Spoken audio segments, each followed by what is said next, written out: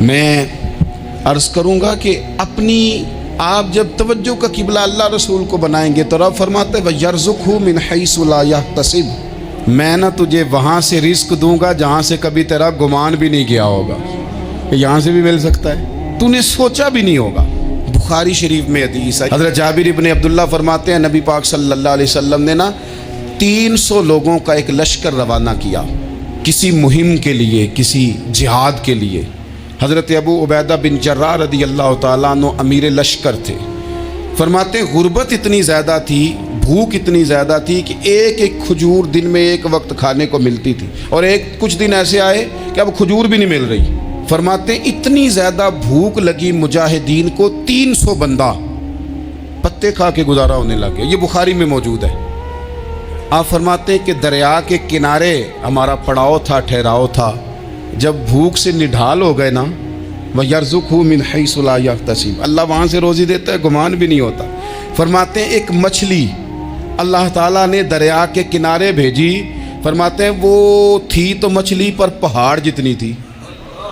بخاری میں لفظ ہیں، حضرت جابر ابن عبداللہ رضی اللہ تعالیٰ عنہ فرماتے ہیں 300 آدمی 18 دن تک اس مچھلی کو کھاتے رہے، مچھلی ختم ہی نہیں ہوئی۔ مچھلیاں نہیں، مچھلی کہتے ہیں 18 دن 300 بندہ کھاتا رہا، مچھلی ختم ہی نہیں ہوئی۔ اور فرماتے ہیں کہ اس کی ہڈی نکال کے، کانٹا کہیں گے آپ اپنی زبان میں، کہتے ہیں وہ نکال کے نا تو اس کو کھڑا کیا نا جب، تو اونٹ کجاوے سمیت اس کے بیچ سے گزر جاتا تھا، 2 اس کے کانٹے جوڑے۔ فرماتے ہیں وہ اس کا گوشت ہم کھاتے تھے اور اس کی چربی بطور تیل کے ہم جسموں پہ ملتے تھے، بیماروں کو اس سے سکون آتا تھا، تندرستی شفا ہوتی تھی۔ فرماتے ہیں ہم کھایا بھی ہم نے، اور کچھ لے کے ہم مدینے بھی گئے، اور قربان جائیں نبی پاک نے بھی اس میں سے کھایا۔ ہم نے عرض کی حضور یہ معمہ کیا ہے، یہ ماجرا کیا ہے؟ تو محبوب نے فرمایا تمہارے پاس غذا نہیں تھی، رب نے تمہارے لیے بندوبست کیا ہے، اللہ نے تمہیں دیا ہے۔ مکان شروع کر لیا، ایک صاحب نے وہ مکان بنانے لگے، آپ وہ حساب لگا رہے ہیں، کہتے ہیں میرے پاس اتنے پیسے ہیں، اتنے میں نے فلانے دوست سے کہنا ہے اس نے دے دینے، اتنے فلانے رشتہ دار سے کہنا ہے اس نے دے دینے، اتنے فلانے سے کہنا ہے اس نے دے دینے۔ یہ ساری کاپی بنا کے مکان شروع کر لیا۔ جو روز کہتا تھا نا کوئی حکم ہو جاتے دسی، سب سے پہلے اس کو کہا میاں پیسے چاہیے دین، وہ کہندا ہو کل ہی منڈا ٹوریا ہے، کہتے تو پرسوں 10 داتے لب جانے سن۔ میں آپ کو اپنے تجربے کی بات بتا رہا ہوں۔ جن لوگوں کا خیال ہوتا ہے نا کہ آپ سٹارٹ کریں فلانا کام، ہم آپ کے ساتھ ہیں، اللہ کا ہی کوئی نظام ہے، وہ بالکل بھی نہیں ساتھ ہوتے۔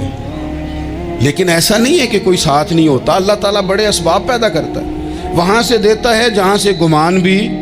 ہمارا یہ ذہن بن جاتا ہے ہم ساری اپنے حساب سے چلتے ہیں، اتنے رشتہ داروں سے، اتنے، کون آپ کے ساتھ چلے گا؟ سوال ہی نہیں پیدا ہوتا۔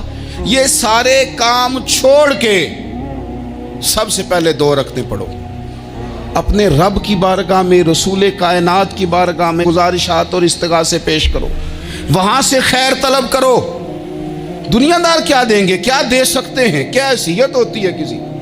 اللہ کہتا ہے وہاں سے دوں گا۔ تو جو اللہ مال دے وہ لینا چاہیے کہ رشتہ داروں کا مال دیکھنا چاہیے؟ جو اللہ دے وہ لینا چاہیے کہ سیٹھوں نوابوں کی جیبیں دیکھنی چاہیے؟ جو اللہ دے وہ قبول کرنا چاہیے یا دیکھنا چاہیے کون سا آدمی کہاں پہنچ گیا؟ چھوڑو، اپنی مٹی پہ چلنے کا سلیقہ سیکھو۔ کسی کے سنگ مرمر پہ چلو گے تو پھسل جاؤ گے، پھسل جا۔ اس پر ایک اور بات عرض کر دوں، صحیح بخاری سے، مسلم سے ایک اور بات۔ کچھ چیزیں ایسی ہیں جن سے اللہ کی مدد آتی ہے، مدد ملتی ہے۔ ایک چیز ان میں سے ایسی ہے جس سے بہت مدد نازل ہوتی، وہ ہے کہ جب رب آپ کو دے نا تو پھر آپ بھی اس کے رستے میں دیں، پھر مدد آتی ہے، پھر اور آتا ہے۔ بخاری مسلم میں حدیث ہے، یہ زیادہ ہی توجہ طلب امر ہے، اس پر آپ غور کریں گے۔ حضرت ابو ہریرہ فرماتے ہیں کہ نبی پاک علیہ السلام نے فرمایا ایک شخص نے بادلوں کے اندر سے آواز سنی کہ فلاں آدمی کا کھیت اور باغ خشک ہو گیا ہے، وہاں برسو اور اس کے کھیت کو سیراب کرو۔ وہ بڑا حیران ہوا کہ بادل سے آواز آ رہی۔ پھر اس نے دیکھا کہ ایک پہاڑی پر بارش ہوئی، وہ بادل وہاں برسا، پھر نالیوں سے ہوتا ہوا پانی ایک طرف چلا، تو جس نے آواز سنی تھی، حضور بیان کر رہے ہیں، وہ بھی پیچھے پیچھے چلا کہ پانی کدھر جا رہا ہے؟ اس نے جا کے دیکھا کہ ایک مقام پہ ایک باغ کو وہ پانی لگ رہا ہے اور ایک آدمی وہ پانی لگا رہا ہے۔ اس نے اس سے پوچھا تیرا نام کیا ہے؟ اس نے کہا کیوں؟ کہنے لگا بتا نا۔ اس نے نام بتایا تو کہنے لگا یہی تو وہ نام ہے جو میں نے بادلوں کے اندر سے سنا ہے کہ فلاں کے کھیت کو پانی دے دو۔ اس نے کہا یار تو کیا عمل کرتا ہے کہ اسپیشل تیرے لیے بارش برسے؟ یہ بخاری پڑھ رہا ہوں، سیاستہ سے حدیث عرض کر رہا ہوں۔ اس سے پوچھا تو کیا کام کرتا ہے کہ جناب اللہ تبارک و تعالیٰ کا حکم کرم آیا کہ خاص تیرے لیے پانی برسے اور تیرے کھیت کو سیراب کرے؟ تو اس نے کہا چھوٹا ذمہ دار ہوں، پر جب فصل اگتی ہے تو 3 حصے کرتا ہوں۔ ایک حصہ اپنے بال بچوں پہ، بہن بھائیوں پہ خرچ کرتا ہوں، ایک حصہ پورا، اور ایک حصہ دوبارہ کاشتکاری پہ لگاتا ہوں، اور تیسرا حصہ خالص میں نے مسکینوں، یتیموں اور غریبوں کے لیے رکھا ہوا ہے۔ وہ جو تیسرا حصہ اللہ کرے آپ سمجھیں، وہ رب کے بندوں پہ تیسرا حصہ خرچ کرتا ہے نا، تو کریم مالک نے فرمایا جہاں سے غریب کا حصہ جاتا ہے وہ کھیت خشک نہیں رہنا چاہیے، وہ جہاں سے مسکین روٹی کھاتے ہیں وہ خشک نہ رہے، جہاں سے یتیموں کو کچھ آتا ہے کہیں اس کی فصل رہ نہ جائے۔ میں اور آپ بھی اگر اپنے مال میں مسکینوں، یتیموں، غریبوں کے حصے رکھ لیں گے تو فصلیں خشک نہیں رہیں گی، ان کے اندر تازگی آئے گی، نور آئے گا، کرم آئے گا، خاص کر خدا کی رحمت برسے گی۔ مدد اللہ سے چاہیں، اپنی توجہات کا مرکز رب رسول کی ذات کو بنائیں، پھر آپ محسوس کریں گے کہ بڑی جلدی اللہ تعالیٰ کی مدد آنے لگی ہے۔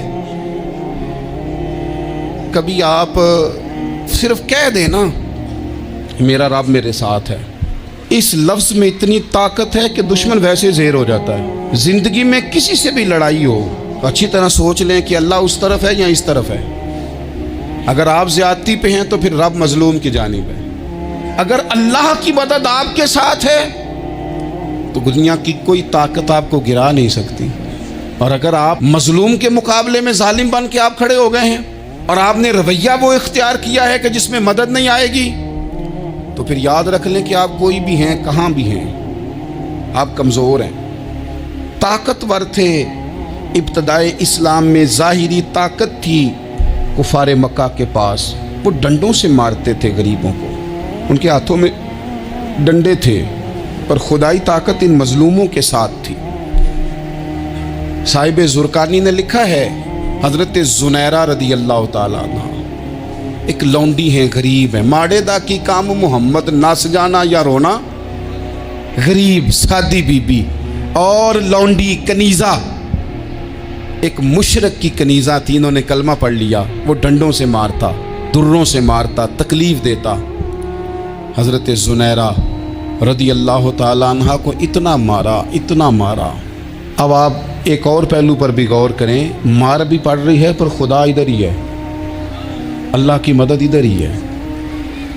رب کہتا ہے کہ پہلے تو صبر کرنا، ان اللہ مع الصابرین، تو صبر کرے گا تو پھر رب کی معیت ملے گی، ذرا ٹھہرنا، تو تھوڑا ڈٹنا۔ ان الذین قالوا ربنا اللہ ثم استقاموا تتنزل علیہم الملائکہ، تو کہے اللہ میرا رب ہے، پھر تو پہلے ڈٹ، پہلے تو نے ڈٹنا ہے۔ ثم استقاموا، جو ڈٹ گیا، تتنزل علیہم الملائکہ، ڈٹنے والے کے لیے مدد آتی، پہلے تھوڑا ٹھہرنا پڑتا ہے، پہلے تھوڑا صبر کرنا پڑتا ہے، حوصلہ کرنا پڑتا، اس کے بعد مدد آتی۔